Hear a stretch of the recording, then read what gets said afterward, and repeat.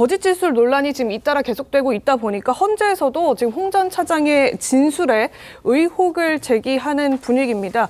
이 재판관이 체포 지시가 왜 원장이 아니라 1차장에 갔는지 의문이다. 이런 얘기를 지금 직접 한 모습이 어제 헌재를 통해서 드러나게 됐거든요. 그 모습 보여드리겠습니다.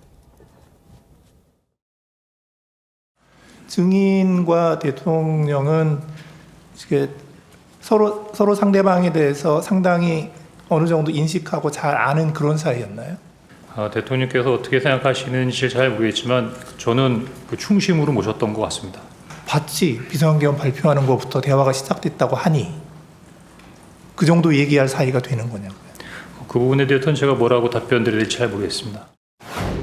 몇 차례 본 적도 있고 또 뭐 일도 열심히 하는 것 같고 이렇게 해서 제가 격려 차원의 전화를 한 건데 자기가 12월 5일 사표 내고 6일 날 해임이 되니까 이걸 가지고 대통령의 이 체포 지시다라고 이거를 엮어낸 것이 바로 이 메모의 그 핵심이라고 저는 말씀드리고 싶습니다.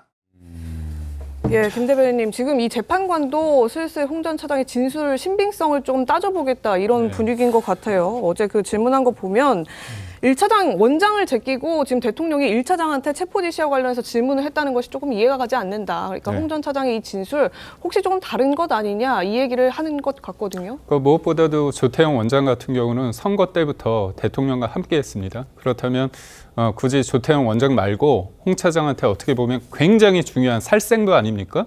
그거 관련해서 뭐 언급을 했다고 했다면 좀 의문이 들고 또 하나는 뭐냐면 이분이 그 메모에다 가피를 하지 않습니까? 네. 뭐 방첩사 어디를 뭐 감금한다. 근데 그거를 방첩 사령관이 하나하나 그렇게 얘기를 할까요?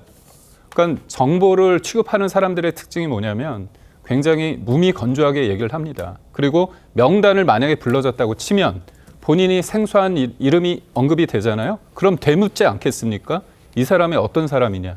근데 그런 대화를 했다는 건 없습니다. 그냥 명단을 받았다고만 얘기를 하는 거예요. 14명 중에 16명 중에 생소한 사람이 있잖아요. 그래서 자기가 조회주라는 걸 나중에 가피를 했다는 거 아닙니까? 그렇다면 그런 부분은 이름이 언급됐을 때 되물어야 되죠. 근데 되묻는 과정도 없습니다.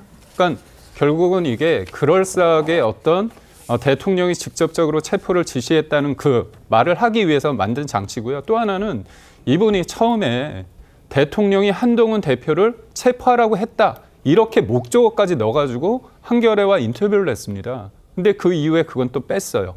그리고 방첩 사령관이 그 명단은 사실상 그 조지호 청장이 받았다는 그 명단은 누가 했느냐. 김용현 전 차장이 줬다고 얘기하고 김용현 전 차장은 주지 않았다고 얘기합니다. 결국 뭐냐면 이 가장 본질적인 거는 대통령이 구체적으로 직접 지시했느냐가 가장 중요한 거예요. 알겠습니다.